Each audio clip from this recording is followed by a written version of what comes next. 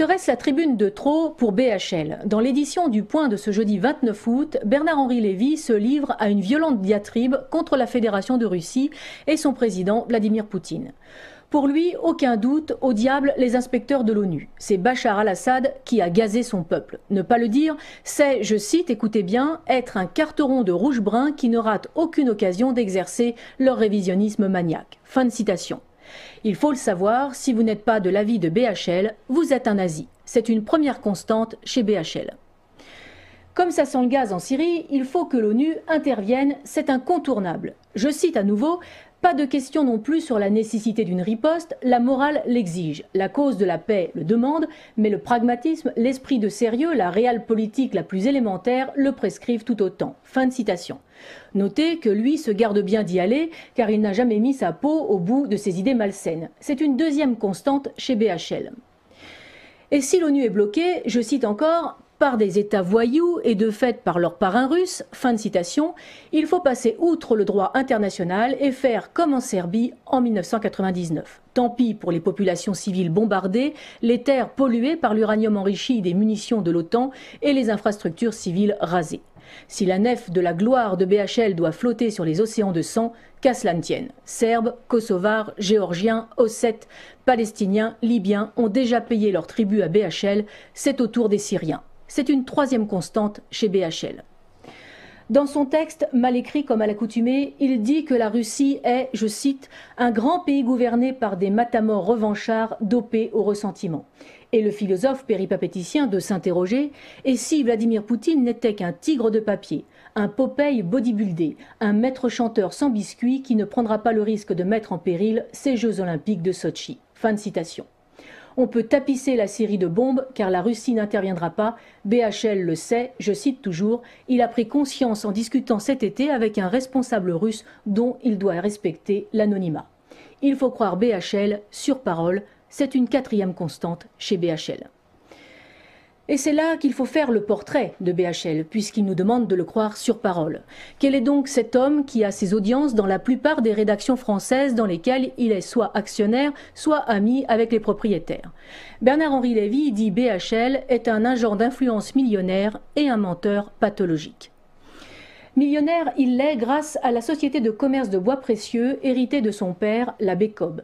Côte d'Ivoire, Cameroun, Gabon sont des proies faciles. Si plusieurs enquêtes de journalistes français ont été bloquées et jetées à la corbeille, une association humanitaire anglaise a dénoncé les méthodes quasi-esclavagistes qui règnent dans ces exploitations. Salaire en retard, équipements sanitaires déplorables et un ruisseau pollué pour s'alimenter en eau. Chargé de la communication interne, puis vice-président du conseil de surveillance et même dirigeant pendant 2 ans, Bernard-Henri s'est sérieusement impliqué dans la boutique familiale. Boutique qu'il a revendue au groupe Pinault pour plusieurs centaines de millions d'euros. Pas obligé d'avoir du talent ou de travailler pour bien vivre, BHL peut utiliser tout son temps à se mettre en valeur.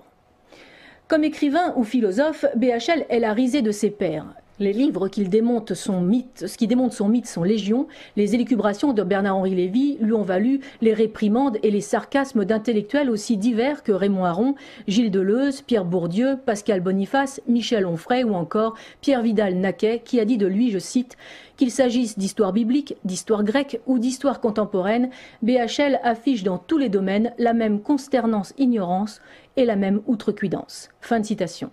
La palme revenant sans doute à Alain Soral qui l'a réduit à néant dans l'une de ses vidéos désormais cultes. BHL serait sans importance s'il n'était porté au nu par des médias aux ordres et complaisants. Ses livres et ses films sont des flops retentissants que le public raille quand il ne le boude pas. Tout n'est qu'apparence, fatuité, et pour cause, le seul idéal de BHL, c'est lui-même. Falsificateur, affabulateur, menteur, lâche, narcissique, il devient dangereux quand il se prend pour un journaliste ou un diplomate. Nous ne remonterons pas à la Bosnie ou à la Serbie où il a déjà sévi, même si son influence était encore restreinte.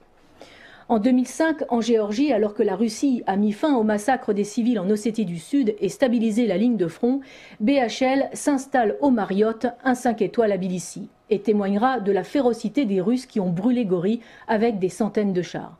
Pourtant, il n'a rien vu, n'est jamais allé sur le front et ses propos sont démentis par les journalistes et les élus européens présents sur place. Mais ce n'est pas grave, l'oracle a parlé.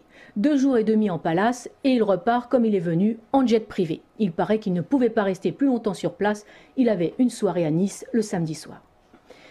Mais c'est en 2010 qu'il parvient enfin à avoir sa guerre, déclarée par lui tout seul, la Libye. Dans un numéro incroyable où toute la diplomatie française est squeezée par quelqu'un qui n'a aucun mandat du peuple, pas même une écharpe de maire adjoint d'un bourg de la Corrèze, BHL fait bombarder un État souverain, livrant la population libyenne aux milices islamiques et à l'anarchie. La France, qui n'a pas les moyens de payer ses fonctionnaires, de nourrir ses retraités et d'équiper ses hôpitaux, lance 2 milliards d'euros sur les Libyens sous forme de bombes, missiles et roquettes.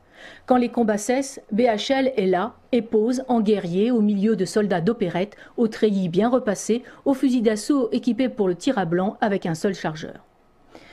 2 ans après, alors que les massacres continuent, BHL n'a jamais eu le moindre mot de compassion pour les civils que son délire a plongé dans le sang, le meurtre et les exécutions confessionnelles. Pire, il veut récidiver en Syrie.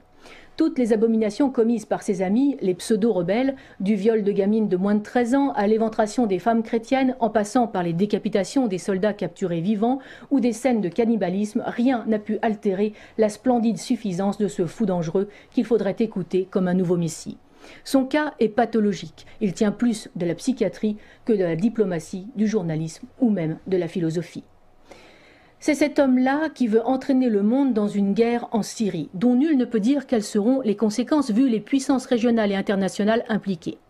Bernard-Henri Lévy vend sa folie comme d'autres vendent leur corps. On dit qu'en Irlande, la folie, ça se danse. En France, visiblement, ça se prostitue. Mais en Russie, ça se soigne. Et c'est sans doute ce qui fait tant peur à BHL.